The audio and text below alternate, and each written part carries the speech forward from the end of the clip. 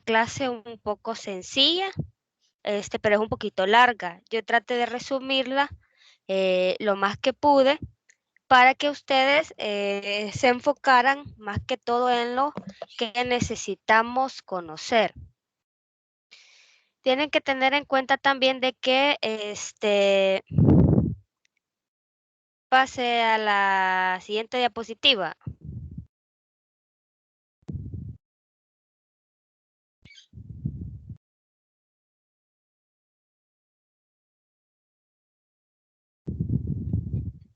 La otra, ahí, introducción, ¿verdad? Como introducción, vamos a mencionar de que las dislipidemias van a constituir una de las principales causas fundamentales de mortalidad tanto en nuestro país como a nivel internacional. Entre ellas vamos a mencionar las enfermedades cardiovasculares ateroscleróticas, las cuales se van a dar a conocer por las siglas ASCVD, también las enfermedades coronarias como CHD y enfermedades cerebrovasculares isquémicas y enfermedades vascular periféricas. Les pongo entre paréntesis a qué nos referimos porque más adelante tiendo solamente a poner la sigla, ¿verdad? Y es importante de que ustedes sepan de qué estoy hablando.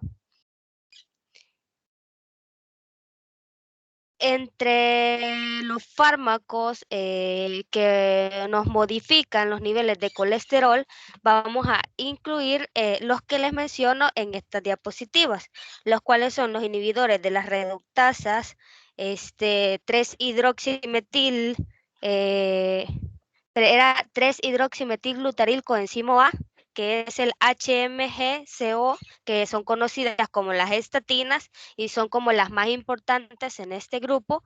Vamos a tener también las resinas secuestradoras de ácidos biliares, el ácido nicotínico o la niacina, los derivados de ácido fíbrico o los fibratos, los inhibidores de la absorción del colesterol, la ezetimiba, los ésteres etílicos de ácidos grasos o omega 3, o también conocido como el famoso aceite de pescado, los inhibidores de PCSK9, los inhibidores de MTP y los inhibidores de la síntesis de apolipoproteínas B100. En esta clase vamos a ver hasta los ésteres etílicos de ácidos grasos omega 3, porque los otros tres, si bien es cierto, sirven para el control de las enfermedades producidas por el aumento del colesterol y todos sus derivados, pero no son muy conocidos en nuestro medio.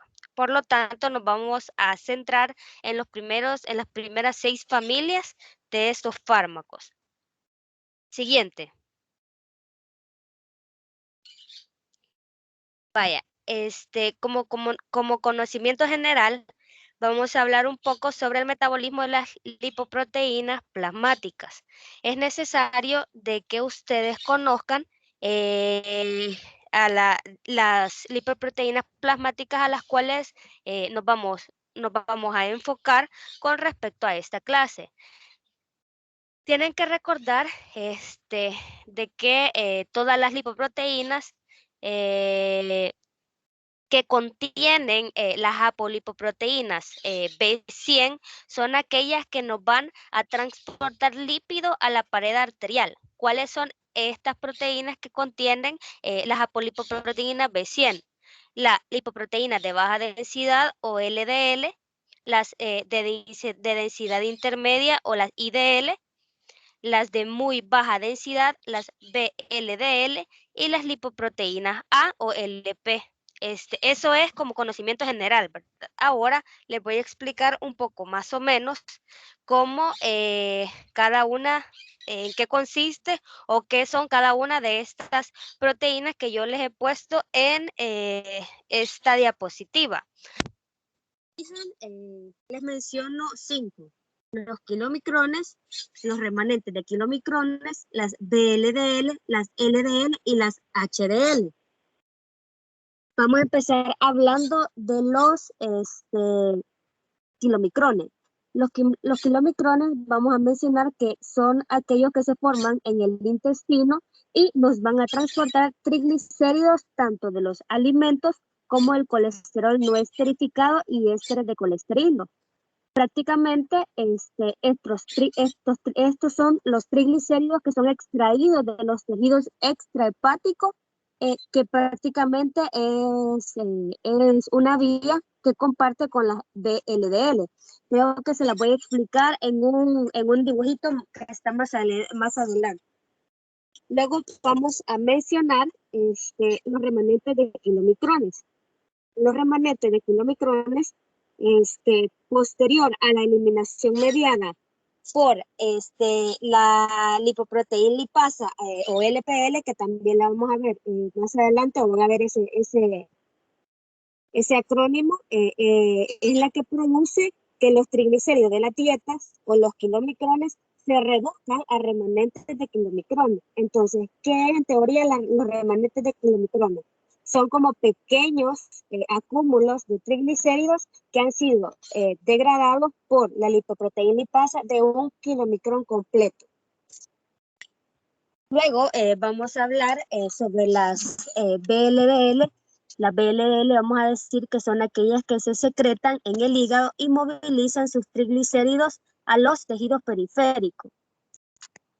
En este caso, la lipoproteína lipasa va a hidrolizar a los triglicéridos de lipoproteínas de muy baja densidad o VLDL, y de esta forma va a generar ácidos grasos libres para poder ser almacenados en tejido adiposo y también en el músculo estriado para poder utilizarlo posteriormente como energía. Luego vamos a mencionar las proteínas de baja densidad o las LDL, las cuales vamos a decir que estas se van a catabolizar sobre todo en los hepatocitos y otras células por medio de endocitosis mediada por ciertos receptores. Estos ésteres de colesterol van a provenir y se van a hidrolizar por medio de colesteroles libres que van a servir para la síntesis dentro de las membranas celulares. Y luego vamos a mencionar las HDL o las lipoproteínas de alta densidad. En esta vamos a mencionar de que estas proteínas se van a liberar en el hígado y en el intestino. Pero gran parte de estos lípidos van a provenir de las monocapas superficiales que se han degradado de los kilomicrones y de las lipoproteínas de muy baja densidad que han sido eliminadas o han sido suprimidas durante la lipólisis. Esto en general sobre estas lipoproteínas plasmáticas. Continuemos. En este dibujito es donde yo les explicaba principalmente lo de los kilocrones.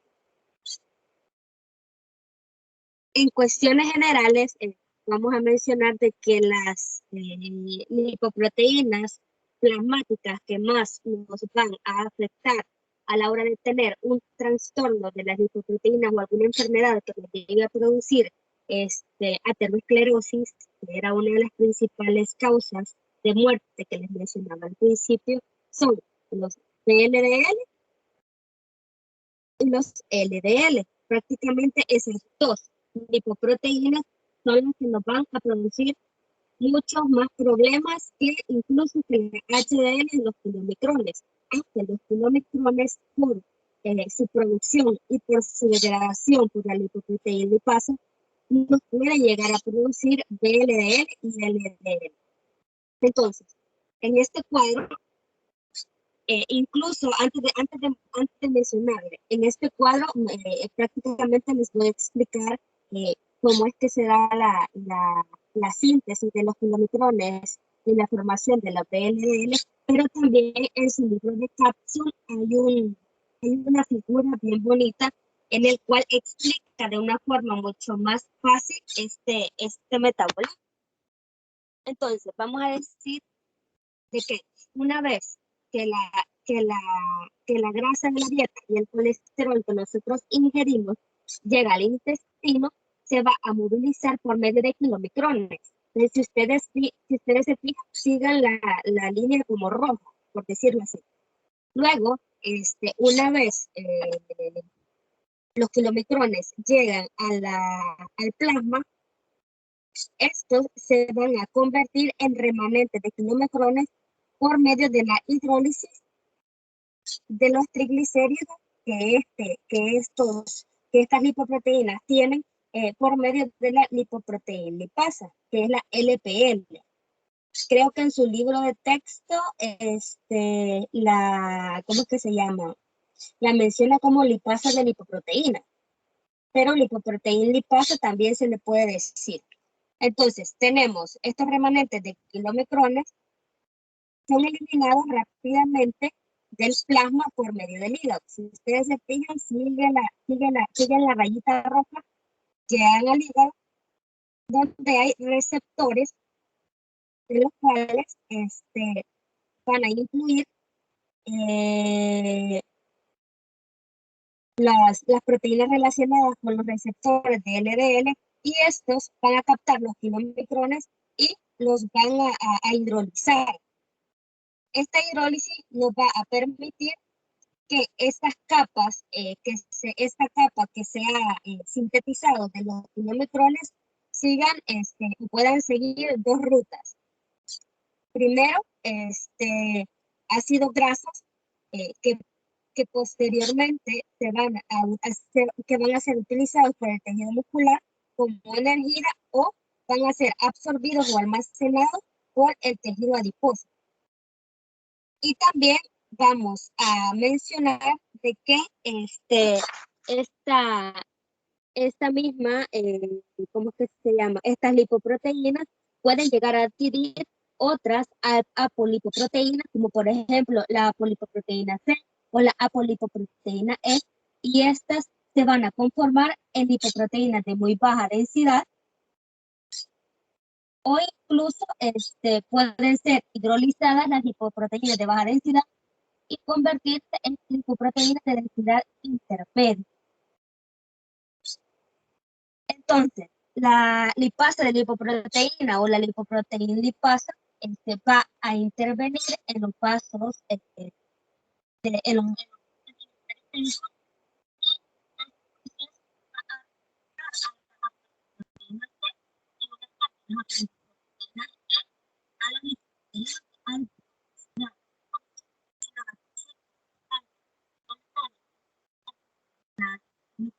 Doctora, no se le escucha nada.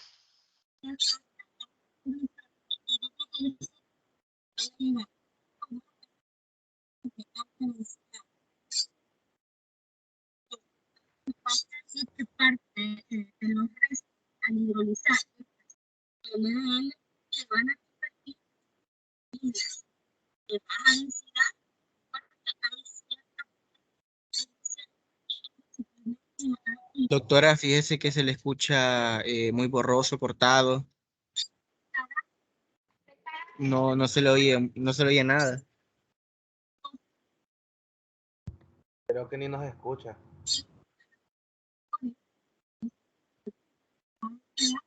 Que vamos a encontrar en el hígado y en los tejidos periféricos, en los cuales por su aporte Doctora, de disculpe. ATP se van a ligar a estos receptores. Se recuerdan de que al principio de explicarles cuáles eran las lipoproteínas que íbamos a mencionar en esta clase, les mencioné que habían 4 que estaban unidas a apolipoproteínas B100.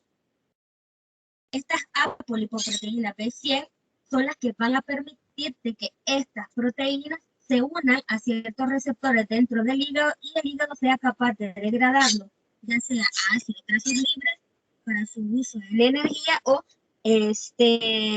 a ácidos grasos para ahorrarlos, guardarlos y utilizarlos en una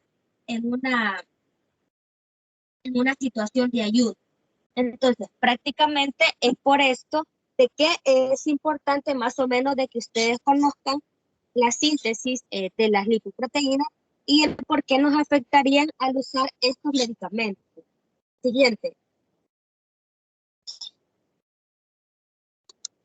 Ando un gripe, niños, así es que me disculpan, se me escuchan moquear. Vaya.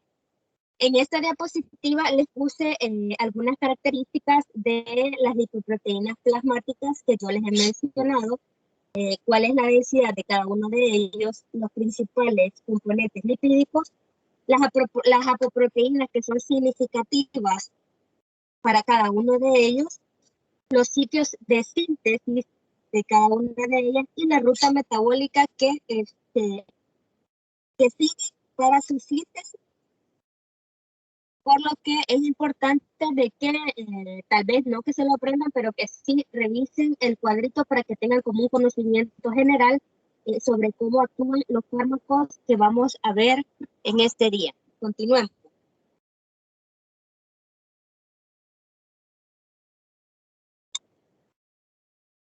Ok. Vamos a hablar una vez dando como conocimientos generales las diferentes lipoproteínas, sus funciones, sus sitios de síntesis. Vamos a mencionar la evaluación del riesgo de enfermedad cardiovascular aterosclerótica. Como terapia de las dislipidemias, esta evaluación de riesgo prácticamente permite o se basa en reducir el riesgo de ocurrencia de episodios cardiovasculares ateroscleróticos, tanto fatales como no fatales. Entre ellos vamos a mencionar el infarto del miocardio y el derrame cerebral.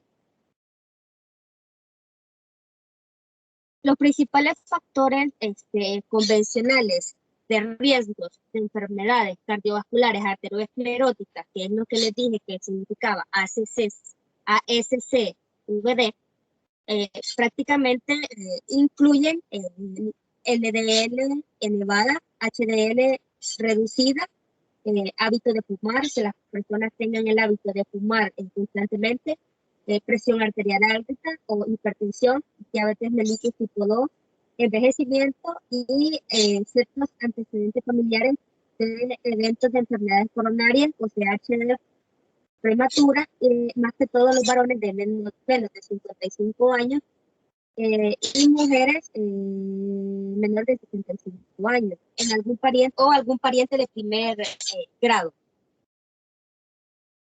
Es importante mencionar de que como evaluación de riesgo de las enfermedades cardiovasculares ateroscleróticas, estos principales factores que yo les he mencionado son aquellos que nos van a servir para poder instaurar una prevención primaria en aquellos pacientes que tengan cualquiera de estos antecedentes, porque solamente de esa forma, manejando estos factores de riesgo, vamos a poder prevenir que este paciente pueda llegar a padecer como primer episodio un evento, una enfermedad cardiovascular aterosclerótica como las que habíamos mencionado al principio. Entonces, como primera etapa, vamos a tener la prevención o el manejo de los factores de riesgo que yo les he mencionado en esta diapositiva. Y como prevención secundaria, vamos a hablar de que esta la vamos a dar a todos aquellos pacientes que ya han tenido un episodio previo de cualquier enfermedad cardiovascular aterosclerótica. Entonces, vamos a tener dos casos en este como evaluación de riesgo. Primero, disminuir los factores de riesgo de las personas a las cuales nunca se les ha dado una enfermedad cardiovascular aterosclerótica, y como prevención secundaria, también aquellas personas que ya padecieron un riesgo de enfermedad cardiovascular aterosclerótica, pero que podemos controlar o podemos manejar los factores de riesgo que hicieron que ya se les diera el primer evento en primer lugar. Entonces, siguiente. Ahí yo les puse un diagrama de flujo para que ustedes sepan más o menos cómo evaluar a un paciente y manejo de riesgo de enfermedad arteriovascular que contienen estos pacientes. Permítanme.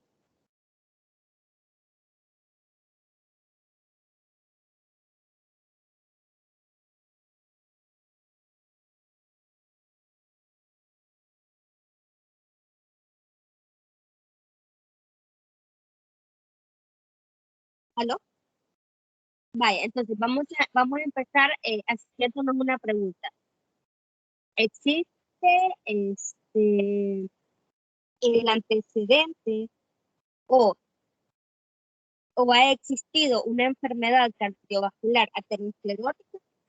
Si la respuesta es no, vamos a empezar con un paciente que nunca ha tenido nada, pero tiene ciertos factores de riesgo. El paciente es no. Está entre los menor de 20 años o mayor de 79 años. Si decimos que no, vamos a tener que entre la edad de 20 a 79 años, podemos estimar que hay factores de riesgo cada 4 a 6 años. Entre ellos pueden ser que podemos estar evaluando a esta persona en un periodo de 10 años aproximadamente y evaluar los siguientes riesgos cardiovasculares. Por ejemplo, si nos vamos a los de 20 y 79 años, hay una guía de reducción de riesgos que nos menciona las siguientes alteraciones o los siguientes riesgos.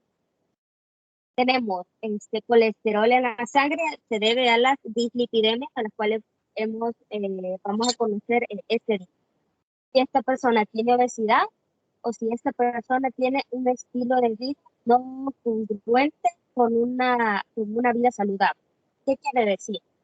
Que no tenga buena alimentación, que no practique ejercicio, que coma demasiada comida chatarra, etcétera. Entonces, todas estas cosas prácticamente nos van a guiar como nos van a dar como la guía de prevención o la guía de manejo que hay que seguir con respecto a estas alteraciones. Si ustedes se fijan,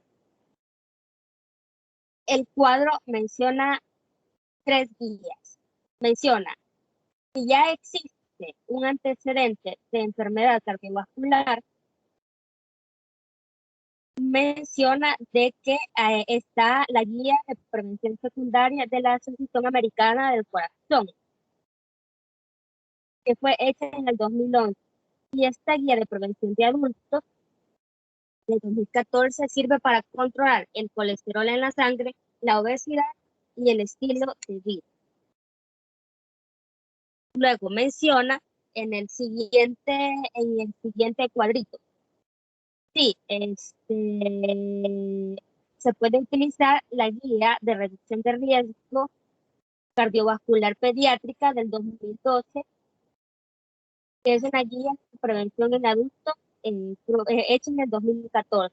Si ustedes se fijan, las 3 guías sirven para controlar colesterol en la sangre, obesidad, estilo de vida. No sé si les puse más adelante, pero creo que no. En su libro de texto hay unos cuadros en los cuales ustedes pueden ver prácticamente cuáles son los factores de riesgo cardiovasculares en los que mencionan que en el hombre cuando aumenta a los 45 años o posterior a los 45 años, es un factor de riesgo una enfermedad cardiovascular. En las mujeres, cuando son arriba de 55 años, también si hay antecedentes familiares de enfermedad coronaria prematura, más que todo cuando son parientes de primer grado, en hombres en menos de 55 años o en mujeres en menos de 55 años, también es un factor de riesgo de enfermedad cardiovascular. También menciona de que si tienen una condición de formadura actual, si hay hipertensión arterial con una presión sistólica mayor de 140 o una presión diastólica mayor de 90, más el uso de antihipertensivos. también habla sobre una HDL o lipoproteína de alta densidad baja abajo de los 40 miligramos sobre decilitro y abajo de 50 miligramos sobre decilitro para las mujeres y una obesidad con índice de masa corporal mayor de 25 kilogramos por metro cuadrado, con una circunferencia de cintura mayor de 102 centímetros en los hombres o mayor de 88 centímetros en mujeres. Y la diabetes mellitus tipo 2 también es considerada un factor de riesgo. Siguiente.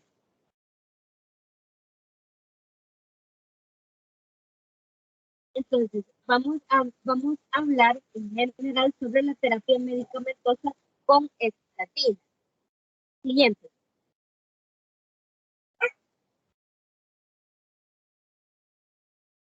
Vaya. Vamos a empezar hablando sobre el mecanismo de acción de las estatinas. Las estatinas son consideradas como inhibidores competitivos de la 3-hidroxi-3-metilglutarid coenzimo A. En acrónimo HMG o A, para que ustedes tengan cuenta. Entonces, estos compuestos prácticamente son, vamos a decir, son análogos estructurales de la hidroximetilglutarid coenzimo A.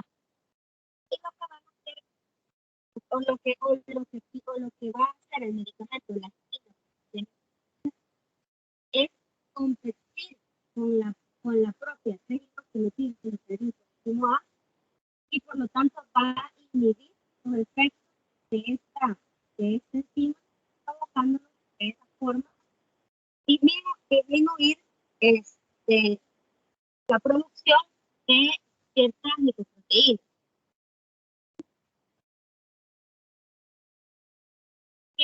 ¿A qué fármacos nos vamos a referir al hablar de estatinas? A la lovastatina, la atorvastatina, que es la más conocida, también está la simvastatina, la rosuvastatina, la pravastatina y la fluvastatina. Entonces,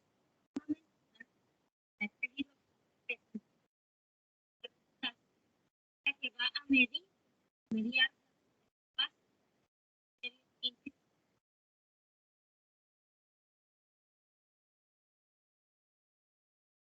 inhibidores de esta enzima o análogos estructurales de esta enzima, serían estatinas, se van a formar en fracción en la HRG como reductasa y va a intervenir desde la. Para eso hay que revisar o hay que recordarse prácticamente sobre la síntesis propia del colesterol, ¿verdad? Para entender de que prácticamente el efecto principal de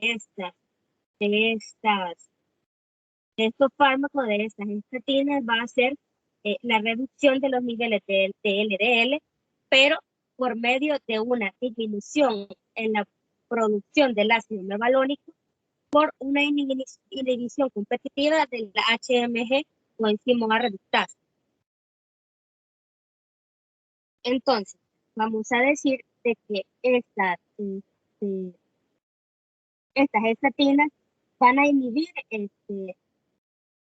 ese paso temprano de la biosíntesis del colesterol y por lo tanto nos van a afectar los niveles de colesterol en sangre, ya que van a inhibir la síntesis del colesterol hepático, dando como resultado un incremento en el gen de los receptores de LDL. También pueden llegar a reducir los niveles de LDL y aumentar la eliminación de los precursores de LDL, como se los había explicado en aquel dibujito, que las lipoproteínas de muy baja densidad y las lipoproteínas de densidad intermedia, al degradarse, sintetizarse, estas dos podrían llegar a producir o a utilizar ciertas capas de estas lipoproteínas para poder producir tanto la LDL como la PLDL. Al hacer todo esto, también las estatinas, por medio de la interrupción del primer paso de la síntesis del colesterol hepático, también nos va a producir la reducción de las lipoproteínas de muy baja densidad o PLDL hepático, pero que van a estar mediadas por este medicamento. Siguiente.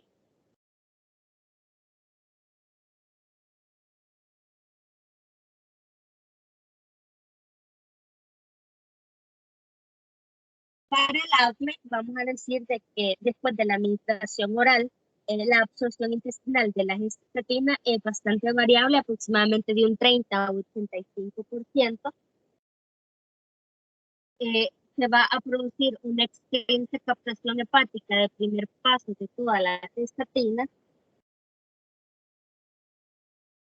Todas las estatinas, con excepción de la simvastatina y la luvastatina, van a ser administradas en forma de ácido beta hidróxido, que prácticamente es la forma que va a producir la inhibición de la reductasa HMG coenzima A. La biodisponibilidad sistémica de las estatinas y sus metabolitos hepáticos varían entre 5 y el 30% de las dosis administradas. Y en el plasma, más del 95% de las estatinas y sus metabolitos va a estar unidos a proteínas.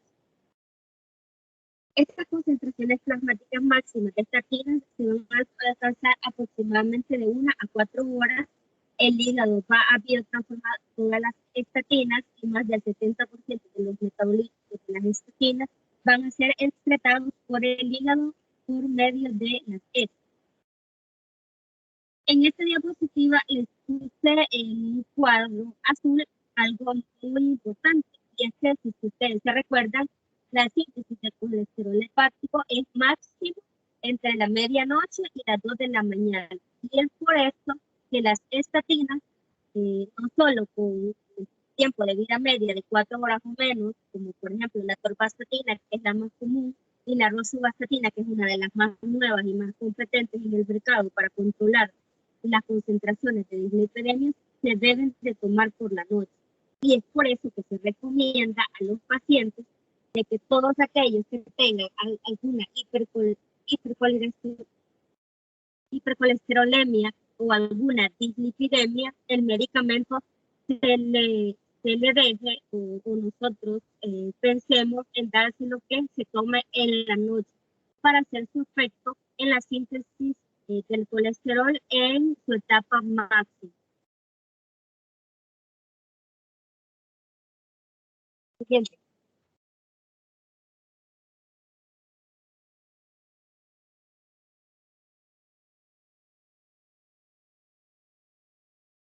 Siguiente. Ya pasó. Ya pasó. Sí, es que no me ha pasado.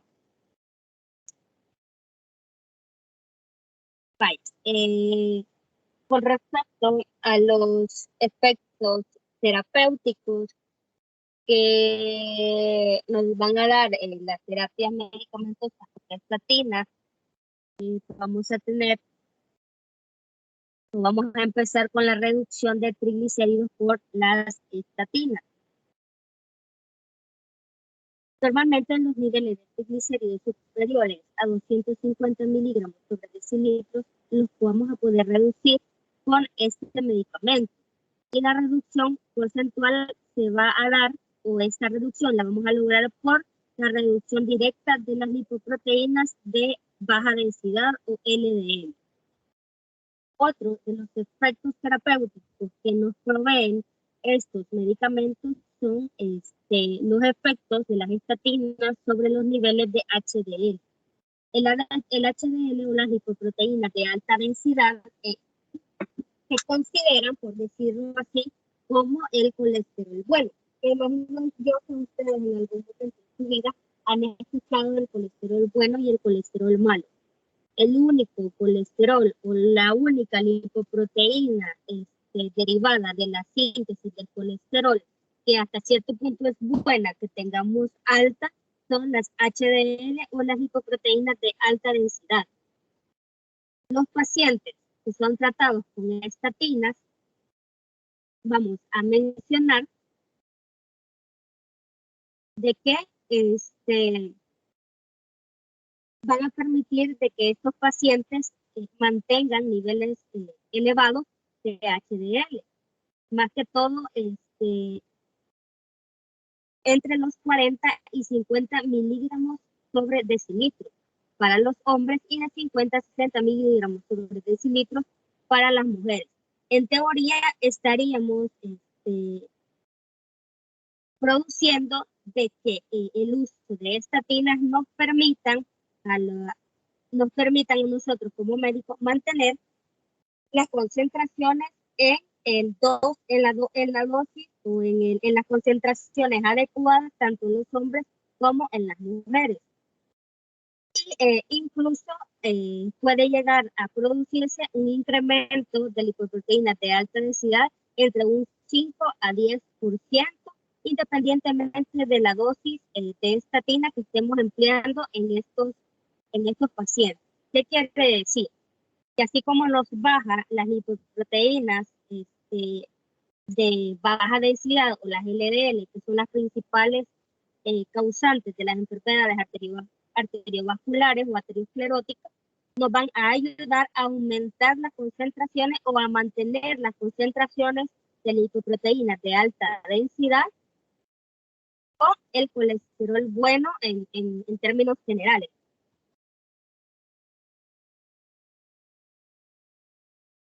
Luego vamos a ver los efectos de las estatinas sobre los niveles de LDL.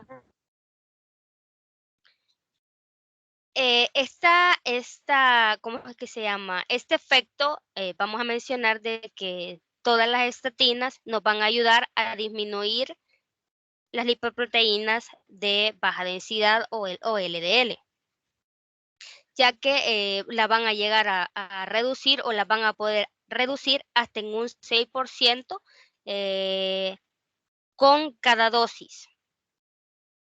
Estos efectos sobre los LDL los vamos a poder alcanzar o los vamos a poder ver en los niveles de colesterol en aproximadamente de 7 a 10 días. Y estas estatinas vamos a mencionar de que van a ser bastante efectivas en casi todos los pacientes que utilicen este medicamento para contrarrestar o para controlar las dislipidemias, en especial aquellas provocadas por los LDL altos, ¿verdad? O que tienen concentraciones de LDL en concentraciones altas. Siguiente.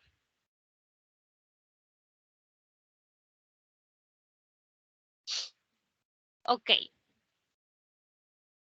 Con respecto a los efectos adversos y ciertas interacciones medicamentosas producidas por estos fármacos, vamos a mencionar de que nos puede llegar a producir hepatotoxicidad grave, pero es bastante rara e impredecible que nos pueda llegar a producir esto. Más sin embargo, es un efecto adverso que existe y que por lo tanto hay que vigilar el metabolismo hepático, por lo que se recomienda hacer evaluaciones de las enzimas hepáticas como para constatar de que el hígado no haya tenido ninguna lesión por el uso de las terapias con estatinas. Luego tenemos las miopatías, que es el principal efecto adverso de estos fármacos. Las interacciones más frecuentes van a ser interacciones medicamentosas. Estos fármacos, vamos a mencionar que las interacciones medicamentosas como más comunes o a las cuales tenemos que tener como más prioridad son aquellas en las cuales administramos o damos las estatinas o los medicamentos de estatinas junto con gemfibrocil en un 38%, ciclosporina en un 4%, digoxina en un 5% y la warfarina en un 4%. En cuanto a la miopatía, casi siempre se debe a dolencias musculares o dolores musculares ya que pueden ir desde dolores musculares ligeros o suaves, por decirlo así, o incluso hasta provocar una debilidad generalizada o mialgia. Pero también hay que tener en cuenta de que estos medicamentos el uso de estos medicamentos, más que todo a largo plazo, y cuando utilizamos dosis terapéuticas un poco altas, llegar a producir una afectación o una enfermedad que se llama rhabdomiólisis, que prácticamente es destrucción del músculo y esto sí puede llegar a amenazar la vida. Es poco frecuente, pero no está de más el uso, el tener en cuenta de que este efecto adverso puede suceder y por lo tanto mantener la dosis de estatinas y sus concentraciones plasmáticas a niveles terapéuticos, más que todo por los efectos musculares que estos fármacos nos pueden llegar a producir. Siguiente.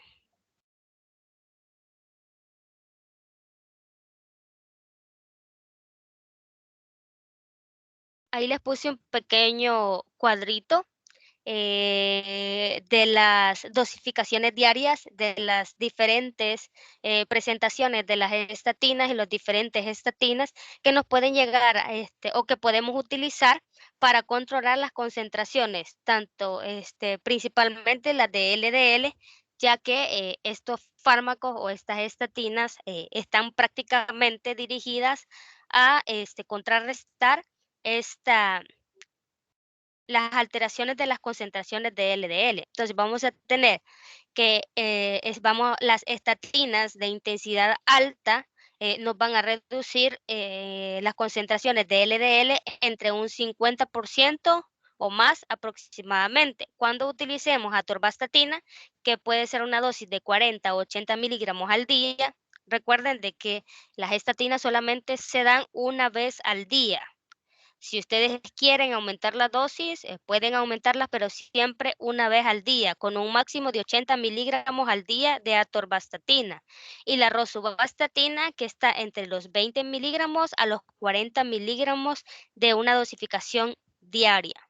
Luego tenemos las estatinas de intensidad moderada que nos van a ayudar a reducir una concentración hasta del 30% de LDL y no menos del 50% aproximadamente. Entre estas vamos a mencionar la dosis de atorvastatina de 10 a 20 miligramos, la fluvastatina de 40 miligramos, esta sí se puede dar 2 veces al día, pero no es muy conocida en nuestro medio. Luego podemos dar también incluso la lovastatina en 40 miligramos y la rosuvastatina, que sí, es una de las estatinas más conocidas en nuestro medio, con una dosis de 5 a 10 miligramos. Y la simvastatina, que es como la más común, junto con la atorvastatina, con una dosis de 20 a 40 miligramos en dosificación diaria. Si ustedes se fijan comparando la atorvastatina y la rosuvastatina para que nos dé una intensidad alta a una intensidad moderada, prácticamente es del doble de la dosificación diaria que necesita para diferenciar entre una intensidad moderada y una intensidad alta. Entonces, ahí prácticamente les explica como las dosificaciones y qué tanto tendríamos que aumentar la dosis dependiendo de la intensidad o de la reducción que necesitamos para controlar la dislipidemia o en este caso prevenir una enfermedad arteriocardiovascular.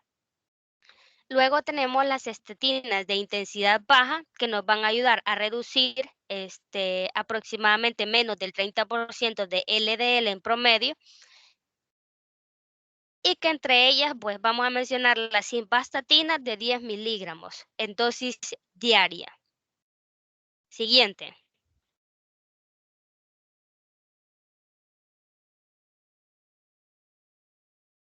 Permítanme, voy a tomar agua.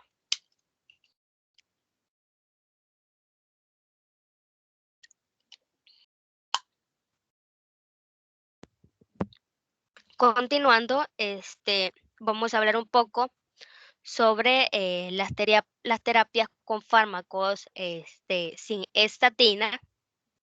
Siguiente. Como generalidades vamos a mencionar de que la Asociación Nacional de Lípidos publicó en el 2015 que habían recomendaciones que continuaban haciendo énfasis en las metas específicas de LDL y que prácticamente estimulan el uso de terapias sin estatinas en adición al empleo de estatinas en individuos de alto riesgo. ¿Qué quiere decir? Que si nosotros tenemos un paciente con alto riesgo de poder producirse o de esa forma vamos a poder reducir una enfermedad arteriocardiovascular, podemos utilizar una estatina y un fármaco sin estatina. ¿Cuáles son las terapias con fármacos sin estatina? Entre estos podemos mencionar a los fibratos, la niacina, la ezetimiba, incluso los aceites con omega 3, que son los que vimos al principio, y que el uso de tanto de estatinas como los fármacos sin estatinas, los podemos utilizar en aquellas personas que tienen un alto riesgo de padecer enfermedades arteriocardiovasculares. Vamos a mencionar también que los niveles altos de triglicéridos van a constituir un factor muy importante de riesgo en pancreatitis. Por lo cual se recomienda este tratamiento con agentes que reduzcan los niveles de triglicéridos de una forma más eficaz. La familia de fármacos que ayuda a reducir directamente los triglicéridos son los fibratos. No sé si alguna vez han escuchado el ciprofibrato, lo vamos a ver un poquito más adelante, y el aceite de pescado o los aceites de omega 3 y omega 6. Y en pacientes, más que todo en pacientes con triglicéridos muy altos, arriba de 1000 miligramos sobre decilitros, para de esa forma disminuir o reducir el riesgo de pancreatitis en estos pacientes. Estas terapias pueden ser utilizadas adicionalmente al tratamiento con estatinas, como les había mencionado, más que todo si el paciente tiene factores de riesgo de enfermedad arteriocardiovascular que lo convierten prácticamente en un candidato apropiado para la terapia con estatina. Cabe mencionar de que si ustedes piensan utilizar terapias sin estatinas en estos pacientes de alto riesgo, antes que administrarlo, solo por administrarlo, va a tener que hacerse un estudio exhaustivo de esta persona y ser bastante cuidadoso, más que todo a la hora de disponer las dosificaciones de los fármacos y las combinaciones que ustedes puedan llegar a utilizar en estos pacientes. También es importante de que sepan de que estos medicamentos pueden ser utilizados junto con las estatinas, pero solo si los factores de riesgo de enfermedades cardiovasculares, como las que mencionamos al principio, tienen gran porcentaje de poder presentarse en estos pacientes que contengan estos factores de riesgo. De lo contrario, quizás es un poquito difícil o no se debería de utilizar las estatinas junto con la terapia de fármacos sin estatinas, independientemente de la familia a la cual nos refiramos. Siguiente.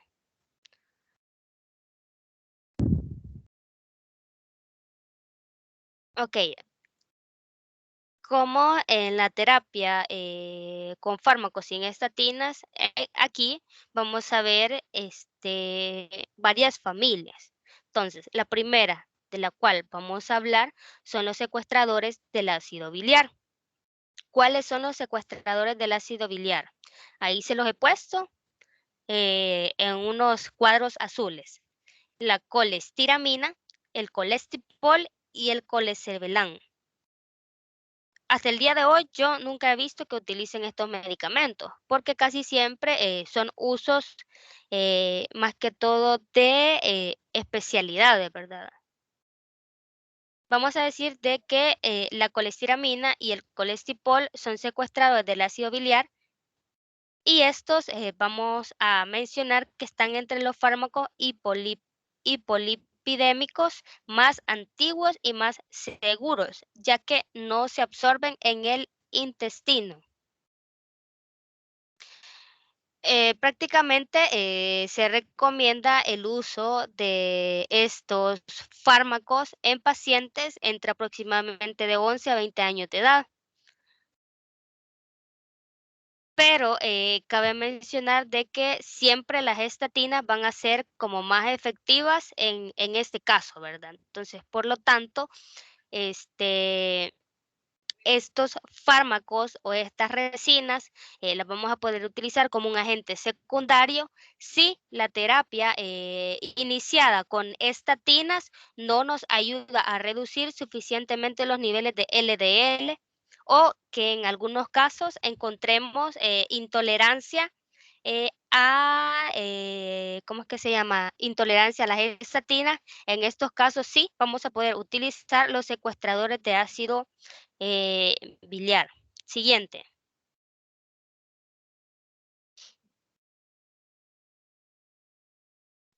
Mecanismo de acción. Los secuestradores de ácido biliar, vamos a mencionar que tienen cargas positivas altas y se fusionan con los ácidos biliares de carga negativa. Debido al gran tamaño de estos medicamentos, las resinas no son absorbidas y los ácidos biliares adheridos se van a excretar en las heces.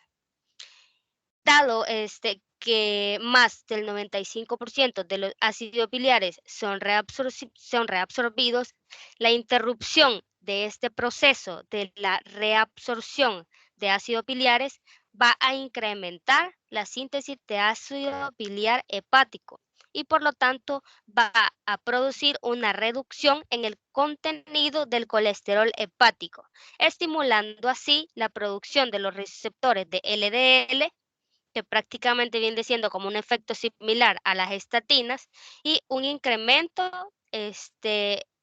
un aumento en la eliminación de las LDL y por lo tanto una reducción de los niveles o la concentración de LDL. Entonces, prácticamente de esta forma es que van a actuar los secuestradores de ácidos biliares. En pocas palabras, van a secuestrar o van a evitar que los ácidos biliares sean reabsorbidos y por lo tanto las concentraciones de LDL van a disminuir o van a aumentar la eliminación de estas lipoproteínas. Siguiente.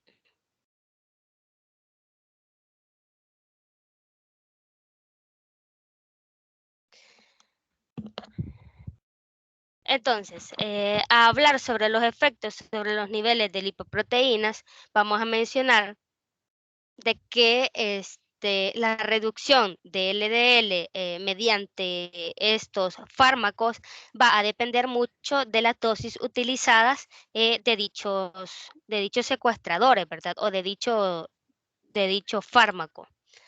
La dosis de 8 a 12 gramos de colestiramina o de 10 a 15 gramos de colestipol va a producir una reducción del 12 al 18% de LDL.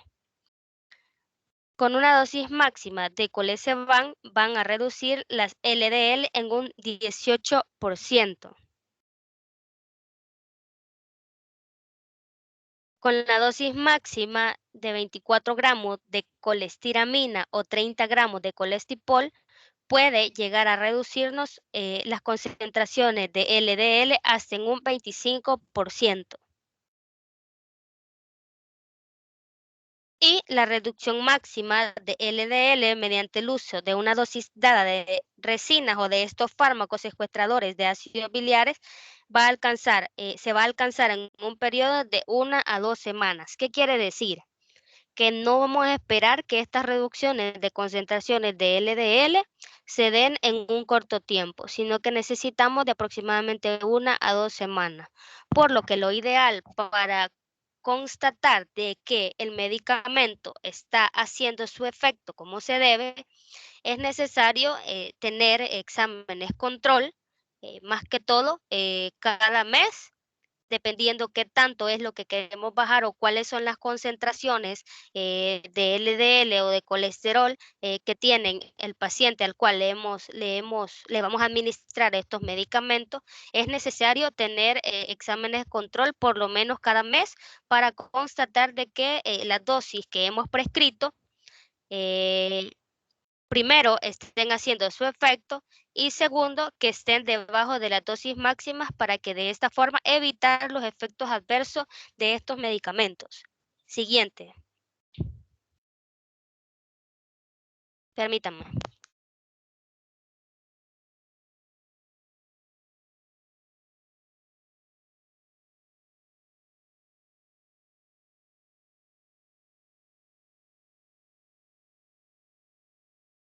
Vaya, con respecto a los efectos adversos o interacciones con otros medicamentos de estos fármacos, vamos a mencionar de que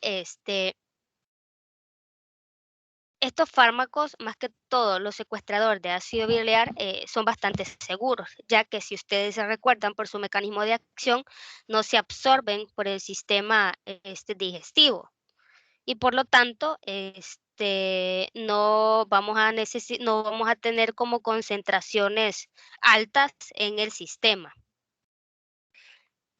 La colestiramina y el colestipol están contraindicados en casos de pacientes con hipertrigliceridemia.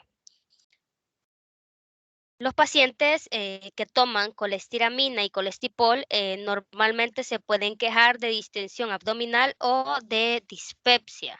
La dispepsia es como, ¿cómo les explico?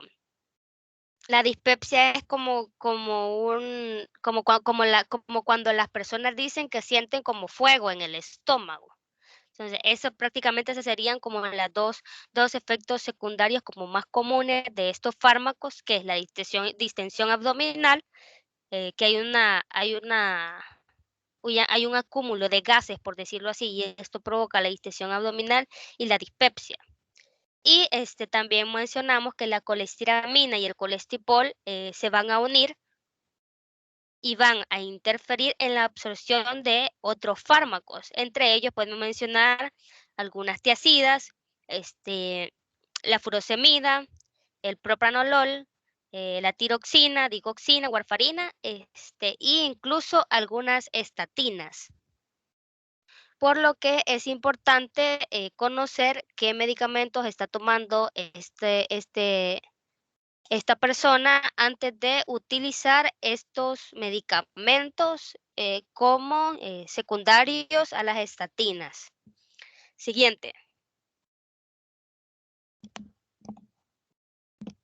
Vamos a hablar sobre la niacina o el ácido nicotínico. Siguiente.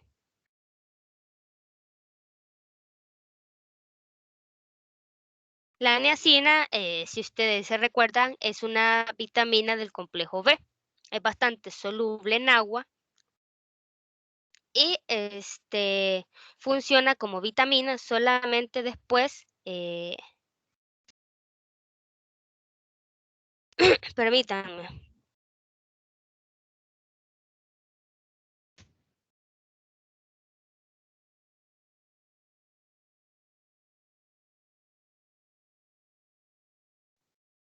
Ay, no, niños, ando súper mal de la gripe.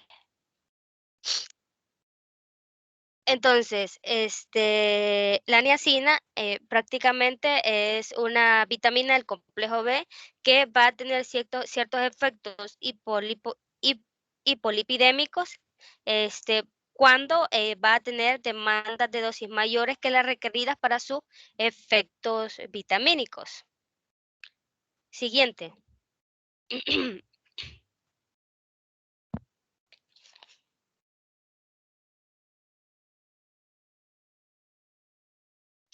Vaya, como mecanismo de acción, vamos a mencionar de que la niacina nos va a inhibir la lipólisis de los triglicéridos.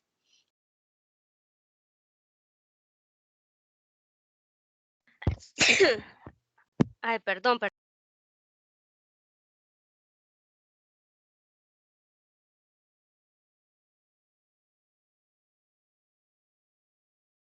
Perdón. Vaya, la niacina nos va a inhibir la lipólisis de los triglicéridos mediados por la hormona o la lipasa sensible a hormonas. Esto quiere decir que nos va a reducir el transporte de los ácidos grasos libres al hígado y por lo tanto va a disminuir la síntesis de los triglicéridos hepáticos. Esta va a ejercer sus efectos más que todo sobre la lipólisis, estimulando aquellos receptores acoplados a proteína G y van a inhibir la producción de AMP cíclico en los adipocitos, llegando a una reducción de la síntesis de triglicéridos, por lo tanto, una disminución en la producción de VLDL hepática, una disminución de las concentraciones de LDL, y es por esta vía de que al utilizar dosis mayores que como vitaminas de niacina o ácido nicotínico, nos puede llegar a disminuir o a contrarrestar las concentraciones de LDL, de VLDL e incluso de triglicéridos altos con este medicamento. Al hablar del ADME, vamos a decir de que la dosis de niacina, cuando se emplean en el tratamiento de las enfermedades producidas por concentraciones altas de lipoproteínas o de dislipidemias, son absorbidas casi por completo y vamos a tener las concentraciones en plasma en aproximadamente de 30 a 60 minutos posterior a la ingesta de este medicamento. La tasa de vida media será de aproximadamente 60 minutos, por lo que si utilizamos niacina para contrarrestar la dislipidemia, vamos a tener que administrar este medicamento en dosis de 2 a 3 veces al día.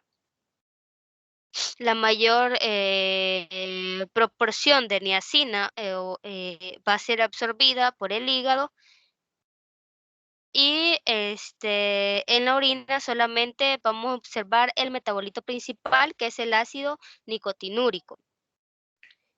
Este medicamento se va a excretar por la orina prácticamente de una forma intacta como su metabolito principal.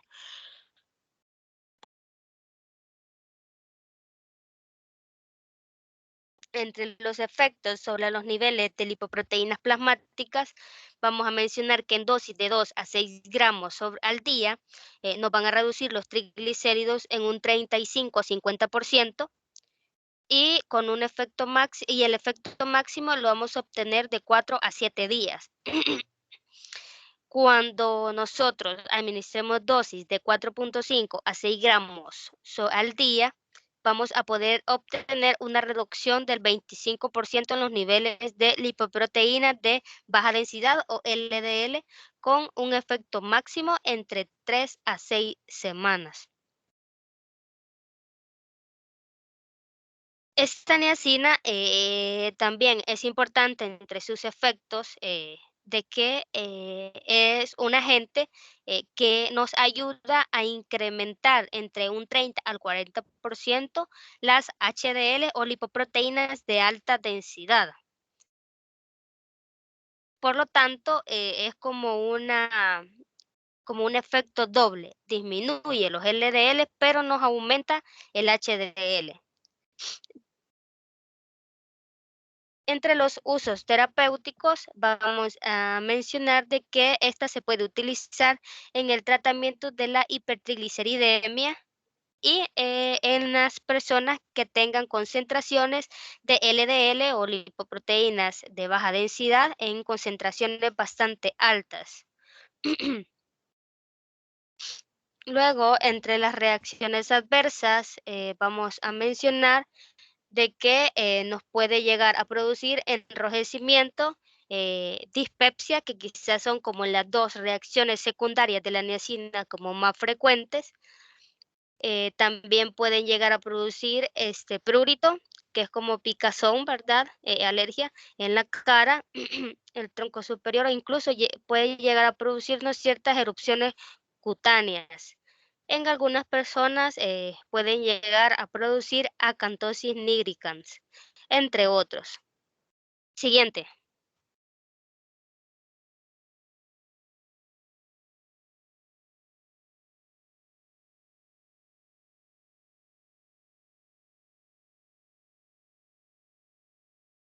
Los derivados del ácido fíbrico. Siguiente.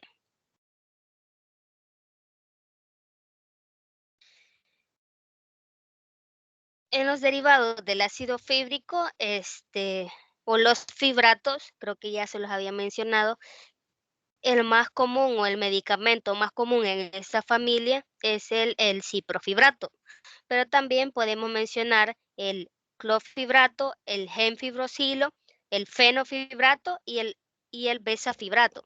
En nuestro medio, el ciprofibrato es el más conocido y es el que se utiliza de esta familia.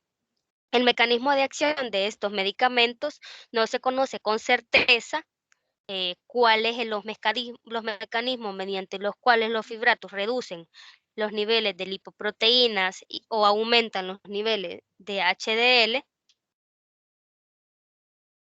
pero muchos de sus efectos están compuestos sobre todo o sobre prácticamente los lípidos que están mediados por su interacción o por su unión a los PPAR-alfa. Entre paréntesis les he puesto qué significa, que son los receptores activados por proliferadores de peroxisomas y por lo tanto reducen los triglicéridos a través de las estimulaciones mediadas por estos receptores de la oxidación de los ácidos grasos, el incremento de la síntesis de la lipasa de lipoproteína o lipoproteína lipasa y la disminución de las expresiones de la ApoC3. Estos medicamentos nos van a producir incrementos de HDL mediados por esta familia y se van a deber a que los receptores activados por proliferadores de peroxisoma o los PPAR-alfa estimulan la expresión de la de la apolipoproteína A1 y la apolipoproteína A2, los cuales nos van a producir un aumento en los niveles de HDL. De esta familia, el fenofibrato va a ser incluso el más efectivo de esta familia para aumentar los niveles de HDL, pero la mayoría de estos fibratos tiene ciertos efectos antitrombóticos potenciales, por lo que también nos pueden producir una inhibición de la coagulación y por lo tanto potenciarnos la fibrinólisis. Entonces hay que tener bastante cuidado con el uso de estos medicamentos. Siguiente. Con respecto al ADME de estos fármacos, vamos a entender que los fibratos se absorben rápida y eficientemente en un aproximado de más del 90% cuando se administran junto con las comidas. Los picos de concentración en plasma los vamos a alcanzar en 1 a 4 horas después de administrados y más del 95% de estos medicamentos en plasma se va a unir a proteínas. principalmente a la albúmina. La tasa de vida media de los fibratos va a variar de 1.1 en el gemfibrosilo a 20 horas en el fenofibrato. Estos fármacos se eliminan de manera predominante como conjugados glucurónidos en la orina de un 60-90% y con cantidades pequeñas descartadas en las heces. Hay que mencionar también que estos fármacos se distribuyen ampliamente por todo nuestro organismo y las concentraciones, tanto en el hígado como en los riñones, pueden exceder los niveles en el plasma, más que todo por su unión a proteínas, por lo que es bastante importante de que ustedes sepan que más que todo en aquellos pacientes que tengan deficiencias renales o que ya tengan fallo renal, ya que su eliminación es principalmente por la orina, un 60-90%, hay que tener bastante cuidado con el uso de estos fármacos en estas personas. Siguiente. Entre los efectos sobre los niveles de las lipoproteínas, vamos a mencionar que los niveles altos de triglicéridos y colesterol van a caer drásticamente y se puede producir una regresión completa de los santomas tuberoruptivos y palmar. En pacientes con hipertrigliceridemia ligera que tienen triglicéridos menores de 400 miligramos sobre decilitros, el tratamiento con fibrato va a disminuir los niveles de triglicéridos hasta en un 50% y van a incrementar las concentraciones de HDL en casi 15%, mientras que los niveles de LDL o lipoproteínas de baja densidad van a permanecer intactos o incluso pueden llegar a aumentar levemente. Los fibratos son los medicamentos de elección para el tratamiento de las hipertrigliceridemias y el síndrome de quilomicronemia. Como terapia primaria, esta está dirigida a eliminar el alcohol y reducir lo más posible el consumo de grasas en la dieta. Los fibratos también ayudan a incrementar la eliminación de los triglicéridos y a reducir la síntesis de los triglicéridos en el hígado. Recuerden de que en estos pacientes que van a tener triglicéridos altos o una hipertrigliceridemia propiamente dicha, no solamente es cuestión de administrar los fibratos o los medicamentos para poder contrarrestar las concentraciones de estas lipoproteínas, sino que también es importante cambiar los hábitos de vida de estas personas, como por ejemplo lo que menciona en la diapositiva, disminuir o eliminar el consumo de alcohol, el consumo de grasas en la dieta. Incluso podemos llegar a inducir a que las personas hagan o tengan actividad de ejercicio durante toda la semana para tratar de contrarrestar o de mantener estas concentraciones de estas lipoproteínas en sus niveles normales. Siguiente.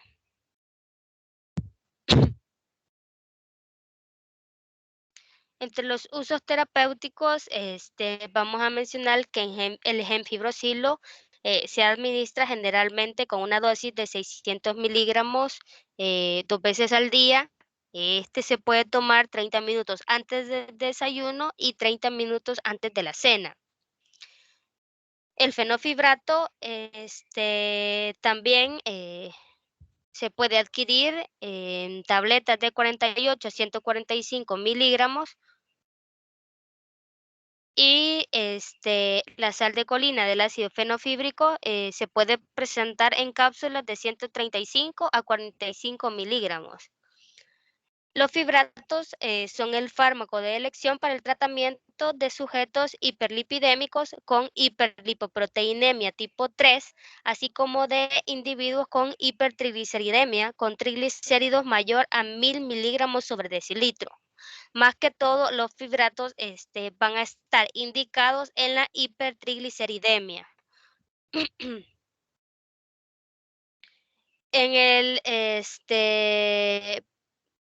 Es importante también de que no olviden que mientras mayor sea la concentración de triglicéridos en los pacientes, mayor será el riesgo de que estos pacientes presenten una pancreatitis, por lo cual al final el tratar de mantener o el tratamiento que se le va a dar a estos sujetos para contrarrestar la hipertrigliceridemia será con el fin de disminuir el riesgo de pancreatitis. En el 2016, la FDA retiró la aprobación del uso de fenofibrato adicionado a la terapia con estatina, ya que para reducir el riesgo de enfermedades arteriocardiovasculares. Siguiente. Entre las reacciones adversas de estos medicamentos, vamos a entender de que puede llegar a presentar salpullido, urticaria, pérdida del cabello, mialgia, fatiga, cefalea. Solamente el 5% de los pacientes van a producir ciertas reacciones gastrointestinales y hay que tener cuidado con respecto a las interacciones medicamentosas, ya que el fenofibrato va a potenciar la acción de la warfarina. También puede que si en un dado caso toque administrar un fibrato en aquellos pacientes que estén utilizando warfarina, es necesario mantener un monitoreo del tiempo de protombina o incluso reducir la dosis de warfarina para evitar que, que la combinación de estos fármacos nos vaya a producir hemorragias. Siguiente.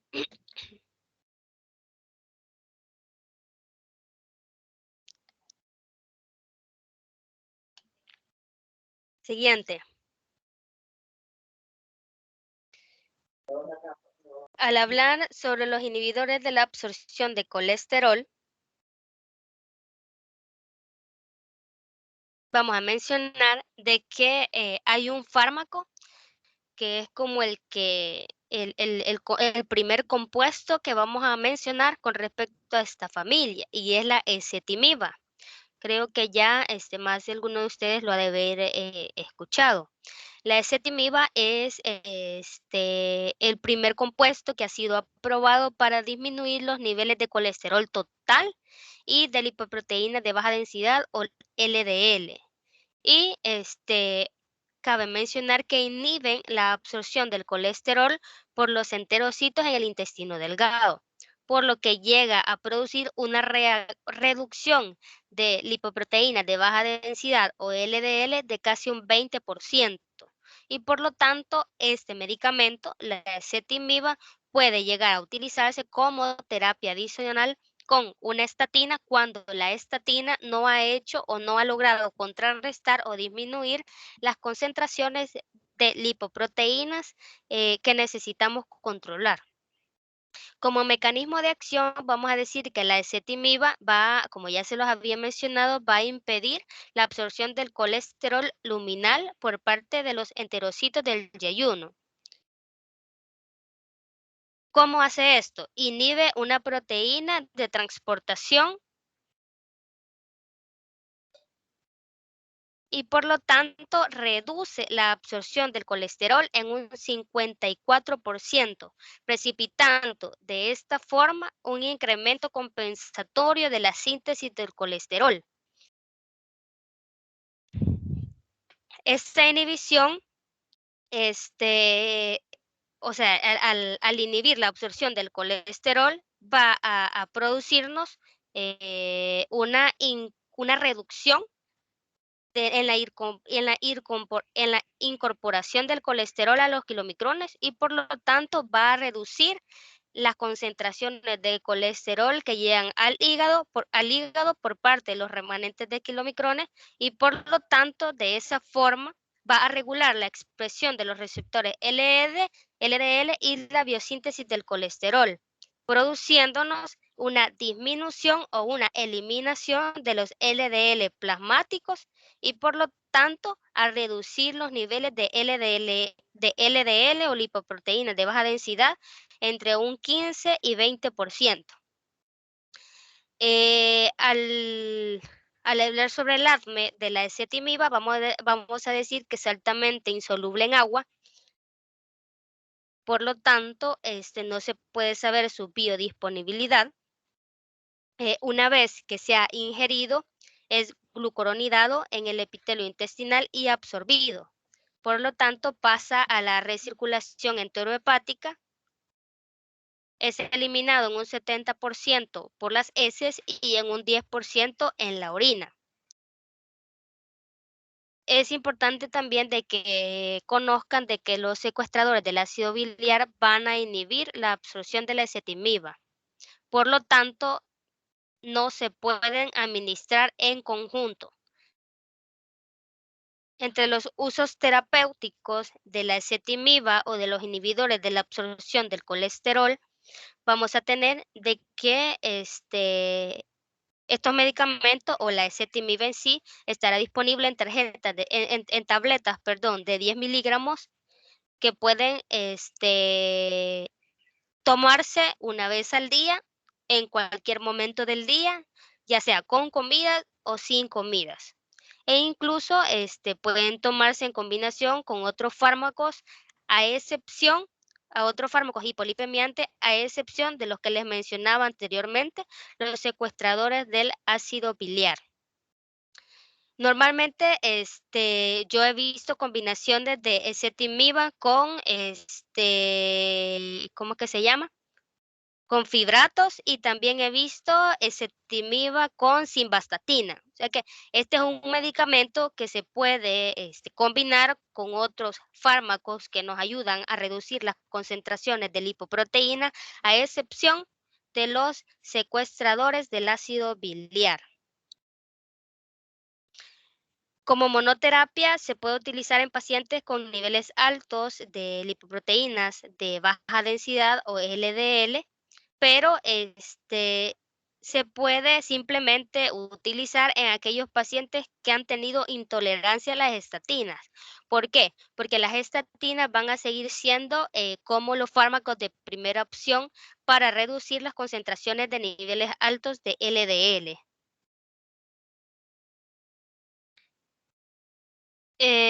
Quiero ver, creo que con respecto a los usos terapéuticos, eso es como que lo que más me interesa que ustedes conozcan.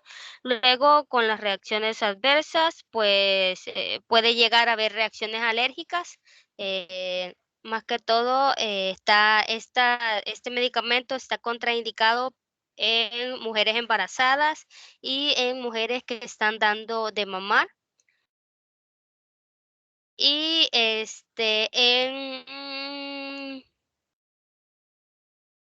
pocas palabras, digamos que todos estos fármacos hipolipemiantes o que nos van a ayudar a reducir los niveles de concentraciones de las diferentes lipoproteínas, tanto como la ezetimiba, como las estatinas, como todos los demás, no es recomendable utilizarlo en aquellas mujeres en edad fértil o aquellas mujeres que creemos o que puedan llegar a estar embarazadas porque pueden llegar a producir ciertas malformaciones fetales.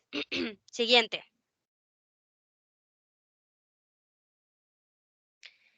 Los ésteres etílicos de los ácidos grasos omega 3. Y estos creo que son los últimos, la última familia que vamos a ver con respecto a este tema. Los ácidos grasos, omega 3 o como la gente normalmente les llama, aceites de pescado, no sé si ustedes han escuchado, comúnmente son conocidos como ésteres etílicos, que se llama ácido eicosapentaenoico. Y también lo pueden encontrar como ácido docosahexaenoico. son como las dos presentaciones que los ácidos omega 3 tienen. Reducen los triglicéridos de las lipoproteínas de muy baja densidad. Estos fármacos prácticamente afectan los VLDL y se pueden utilizar como suplementos de la dieta, más que todo en pacientes adultos con hipertrigliceridemia grave. La dosis oral diaria recomendada en pacientes con hipertrigliceridemia grave es de aproximadamente de 3 a 4 gramos al día administrados con alimentos. Con respecto al ADME, vamos a mencionar de que el intestino delgado va a absorber a los dos tipos de ácidos grasos omega 3, que son el EPA y el DHA, que prácticamente son el ácido eicosapentanoico y el otro es DHA, que es el ácido docoxahexanoico. Estos nombres son bien raros, así es que no creo preguntárselos en el examen. Estos normalmente son oxidados principalmente en el hígado. Y van a tener una tasa de vida media de eliminación de entre 50 y 80 horas aproximadamente. Entre los usos terapéuticos, vamos a mencionar de que el aceite de pescado o los productos que contienen estos ácidos grasos omega 3 se van a encontrar entre los suplementos nutricionales, herbales y vitamínicos, y que con frecuencia son adquiridos por bastantes personas, ¿verdad?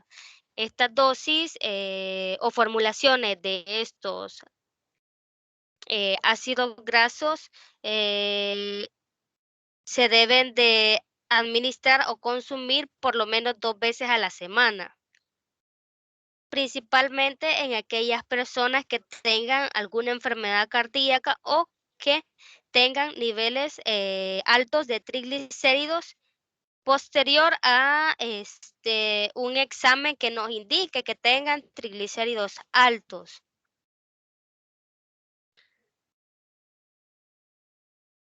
Prácticamente esta mezcla de estos ácidos grasos tienden a aumentar un poco las lipoproteínas de baja densidad en pacientes con hipertrigliceridemia severa.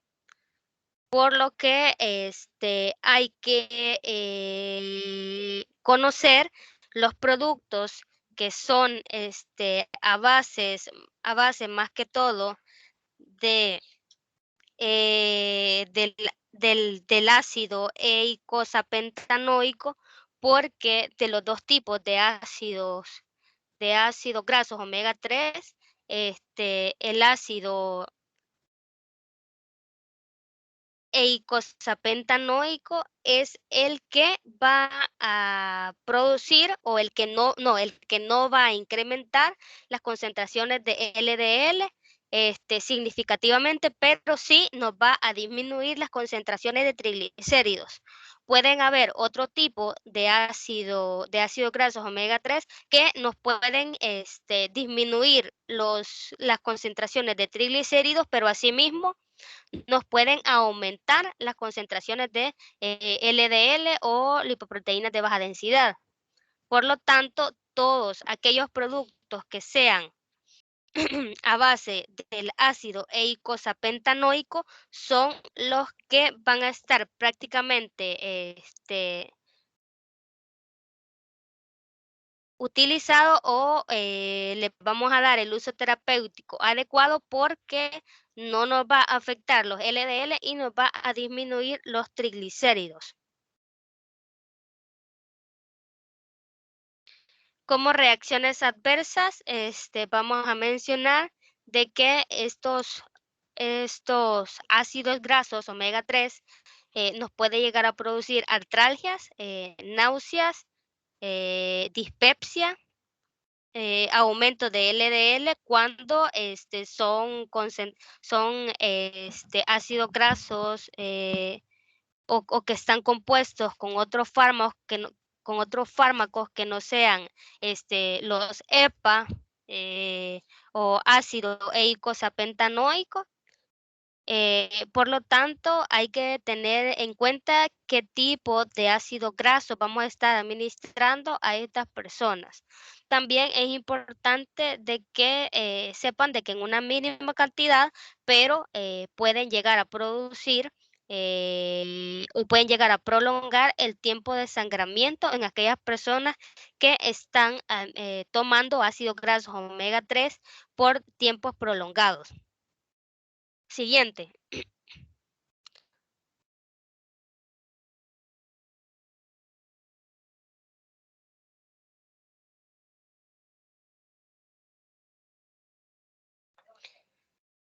Y terminando, les he puesto como como los resumen que tiene su libro de texto. Siempre me gusta que revisen esos datos que se encuentran en los cuadritos al final de cada tema. Incluso tiendo a sacar preguntas de examen de esos cuadros para que ustedes más o menos se recuerden o repasen lo que hemos visto en la clase. Creo que hasta aquí llegaríamos. Para cuestiones de examen, voy a evaluar la clase que les he dado el día de hoy junto con las diapositivas, porque tengo entendido que el examen ya lo tienen cerca y en el libro está bastante amplio este tema. Entonces les voy a ahorrar ahí sus 2 páginas. ¿Alguna pregunta? Porque creo que ya van a empezar con la clase de la doctora de Jaime.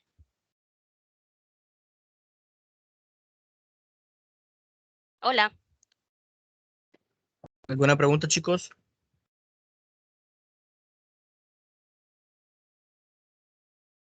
Bueno, si no, igual voy a ver si puedo, porque no he podido entrar a mi página en la plataforma, voy a ver si puedo entrar y les voy a dejar un apartado ahí de dudas sobre la clase y ustedes escriben ahí como cuáles dudas tienen y voy a tratar de ¿cómo es que se llama? De solventárselas antes del examen. Oyen. Ok, doctora, gracias. Ok, perfecto. Cuídense y feliz tarde. Gracias, doctora. Feliz tarde. Ahora un pequeño aviso de la doctora Siris. Hay un problema con las diapositivas, como que las borró, no sé, pero no las haya. Y estamos tratando de eso, pero le escribí y no me contesta.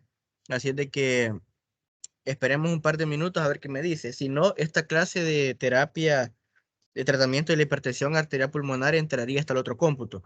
Así es de que ahorita solo estoy esperando a que me confirme. Así que estén pendientes. Gracias. Feliz tarde.